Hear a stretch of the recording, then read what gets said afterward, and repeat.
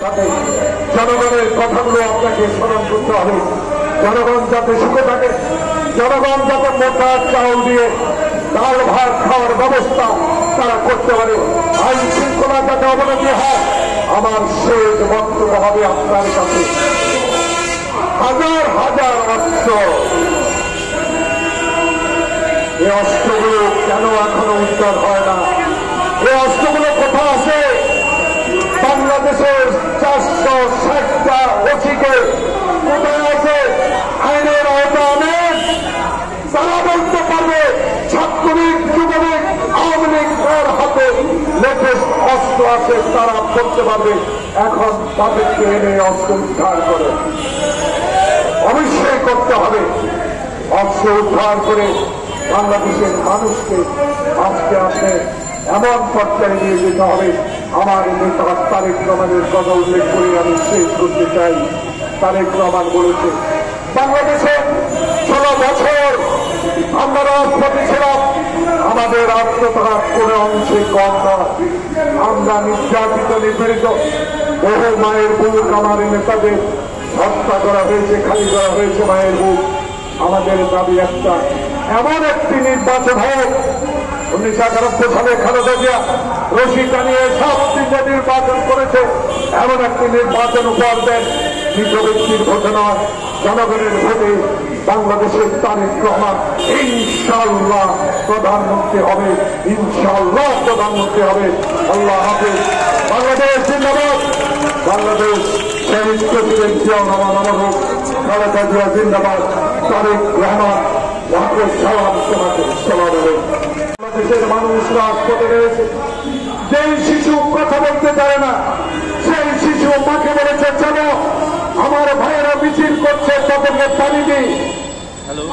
সেই শিশুদের কথা মনে করে মাননীয় প্রধান উপদেষ্টা তার সভা বন্ধুরা, আপনারা বাংলাদেশের দিকে তাকান। এখনো কেন কাঁচা মরিচ 700 টাকা? আবারও নতুন সিন্ডিকেট যদি শুরু হয়, তাহলে তো মানুষের বিশ্বাস, মানুষের আশা কিছুটা কমে যেতে পারে। তাই আপনি সকল দিকে নজর দেখতে হবে। হাসিনা মানে উত্তরা থেকে প্রেসক্লাবে আসতে 4 ঘন্টা লাগত। মানুষ আশা করে আপনার আমলে যেন সঠিক সময়ে মানুষ সচিবালয়ে আসতে পারে। এটাই তো আমাদের আশা। প্রিয় ভাইরা, গতকালকে একটি ইউটিউবে আমি দেখতে পেলাম, প্রতি বছর আমরা শুনতে চাই না, তোলার কোন প্রয়োজনীয়তা নাই। কারণ আপনার মতো একজন স্বচ্ছ ব্যক্তি আমাদের এখন প্রধান উপদেষ্টা। আপনার করণীয় অনেক, আমরা জানি আপনার আশা অনেক। আপনি আমাদের উপর ভরসা করতে পারেন। আপনাকে অস্বস্তিকর করে তোলার জন্য আওয়ামী লীগের যেই ষড়যন্ত্র শুরু হয়েছে, আমার নেতা তারেক রহমান বলে দিয়েছে, বাংলাদেশে এই বিপ্লবী সরকারকে টিকিয়ে রাখতে হবে। এটা আমাদের পবিত্র দায়িত্ব। কারণ আমরা আবার চাই না আওয়ামী লীগ, যুবলীগ, ছাত্রলীগ আবার 3 অস্ত্র হাতে নিয়ে বাংলাদেশের মায়ের বুক খালি করুক। আমরা চাই না আবার আরেকজন আপনার হোক। আমরা চাই না আরেকজন বিশ্বজিৎ হোক। আমরা চাই বাংলাদেশে আপনার নেতৃত্বে এমন একটি নির্বাচন হোক, সেই নির্বাচন বিশ্ববাসী গ্রহণ করবে।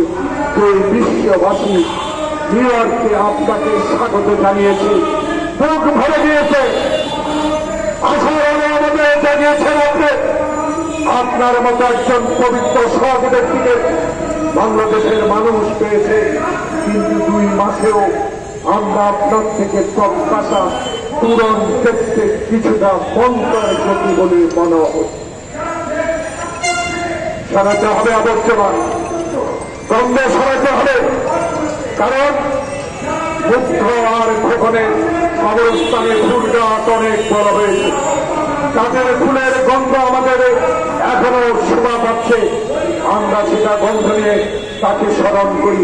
কিন্তু যখনই মনে পড়ে সচিবালয়ে হাসিনার সেই প্রতাপরা বসে আছে, তখনই আমাদের খোকন মুগ্ধের কথা মনে চোখের পানি আসে।